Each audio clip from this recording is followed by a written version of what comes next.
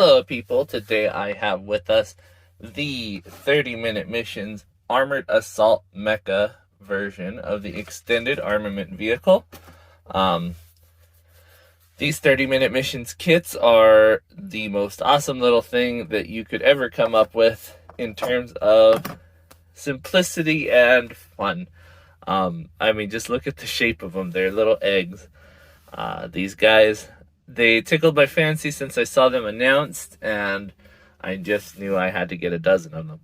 I haven't yet gotten a dozen of them. I do want other people to get their hands on them as well as finances. They're not terribly expensive. They're only around $10, but I've been getting 2 at a time when I can.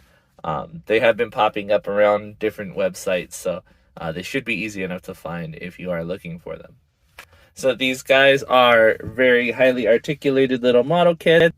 You can see this arm moves almost 360 degrees all the way around, so you have quite a range of motion there. This one moves 360 degrees here.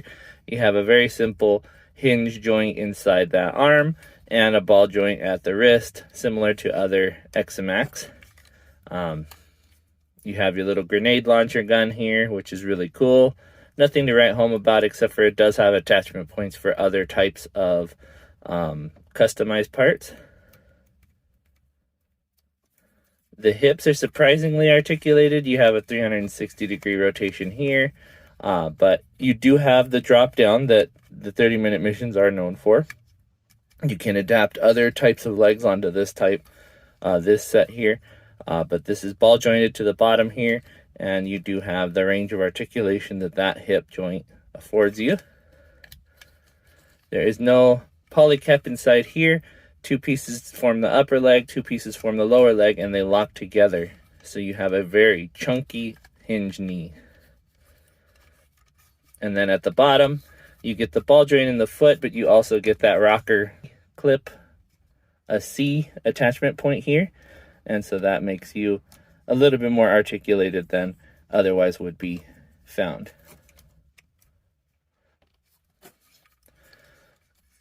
So really, I love the shape of this guy. He is really cool. Oh, and in addition to what I just showed you, you do get the option to take off this hat here and attach it either flat down like I did on that one, or you can attach this inside that, and that way you can make it look like a hinge, or you can have it up above the head, just like this. Why you want to do that, I don't know, but it does look a little different and a little bit more interesting.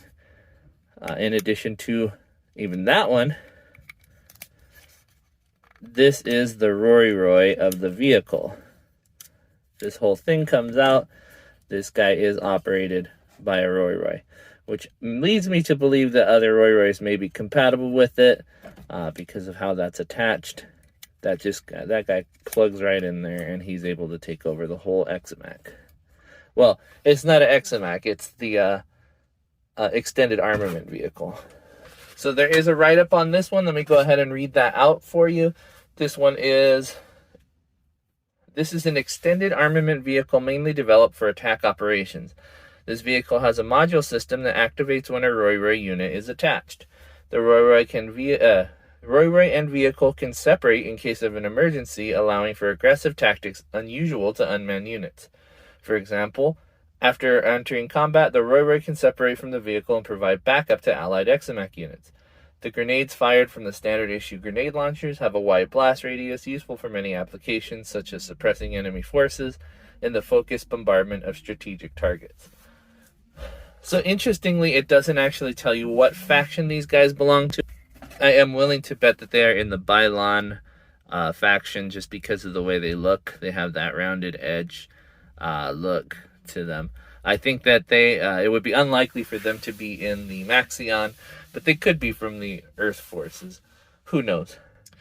But if you take a close look at them, they are covered in 3mm ports, so they are available to put your own optional parts on a lot of different places on this guy. So you got the little booty one, you got 2 for a backpack, the shoulders have 1 each side, so does the arm, which is very convenient. One right in the middle of the chest, 2 right here in the front, and on the legs as well. So lots of places you can port a 3mm peg into and explore what you want to with those options. We'll go ahead and do a quick size comparison here before I check out that compatibility with the Roy. Just wanted to see how that ended up working. But you see these guys here, quite a lot shorter than your Gundam. Definitely a small in stature, but really cool figure. Sticking with 30-minute missions, there he is next to the Alto. So you can see he doesn't really have the aesthetic of the Earth Forces. That's my opinion, but I don't really see it. I think he's more closer affiliated to that Byron. Here's a somewhat bigger one with the frame arms Jinrai. Comes up to his knee. Here he is standing with a frame arms girl. Quite a lot shorter than her as well. I actually really like the way it looks with the 124 scale kits. The Hexagear looks like he could just be a heavier armored version of one of these guys. That's almost my favorite application of this guy. Really cool. And with the Master Grade Gundam, you can see he is quite a short in stature looking little fellow. So here I have a couple other Roys from the Earth faction. I wanted to see if these work with it. This is from the White Alto, and this is from the Forestieri. Let's see if these are compatible. So there's the head of the normal one. And we're going to go ahead and slide this one in. I mean, it works. I don't think it works well, but it works. Let's take him out, and we'll try the Forestieri's version. This one is a bit wider, so it might not work there. Cool thing about Roys is you can swap them out pretty readily. So we get this guy on the old version of the Roy body. Let's see how that works. I think that could do it. Looks like a little guy piloting a mecha, but it works. It's functional. I like it. You know, better than this one, though. I think we should try the green one, because that is what it's designed for. So let's slide him on in here. There we go. Haha. That's an interesting look. I really dig it. In fact, I think I need to take a snapshot of that. So for a quick look at these guys, I definitely think you're going to have some fun with the shape. The size of this thing. He's definitely a fun one. One of the funny things that you can do with this is the compatibility between 30-minute sisters and 30-minute missions is pretty well known. I don't think they intended for you to, right out of the bat, change these things up like this, but I'm going to go ahead and swap out the head on one of the 30-minute sisters onto the Roy, and then we're going to show you what that looks like real quick.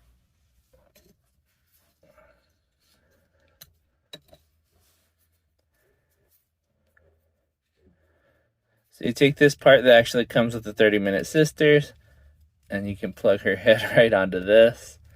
It's an interesting look on its own,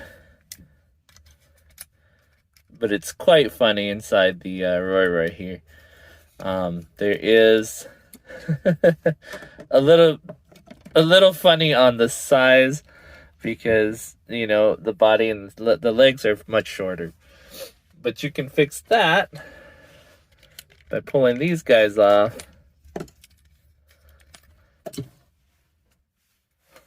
And plugging these in.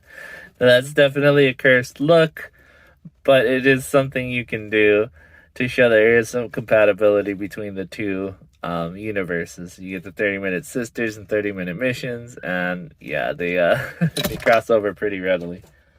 You can also do the arms. Let me go ahead and pop that one off real fast and show you what that looks like. But yeah, they are compatible with these kits. It is a funny look, but it works. Alright, and we can always go further with combinations, but for now I think this is what I am going to end up with.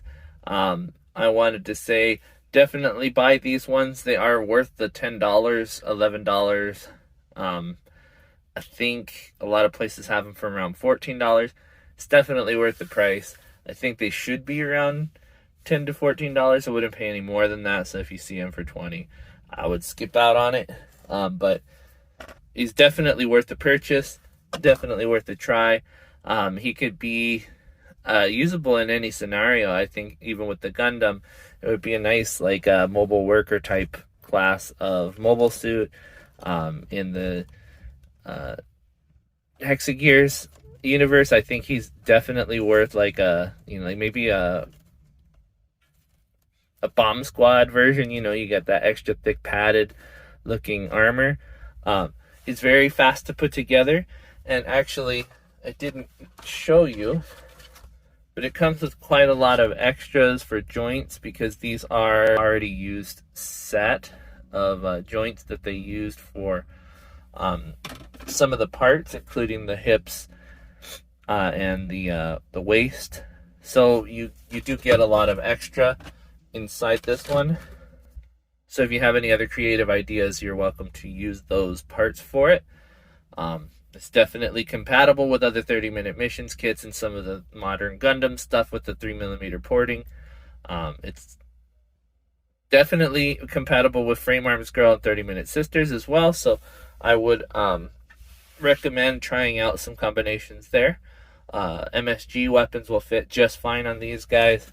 Probably need some work in the hands because they are that square peg or square slot, but you can make those work just like I have in some of my videos reviews for those 30-minute missions. So something to look out for. Some of the smaller weapons will work really well with these little guys. I definitely recommend picking one up.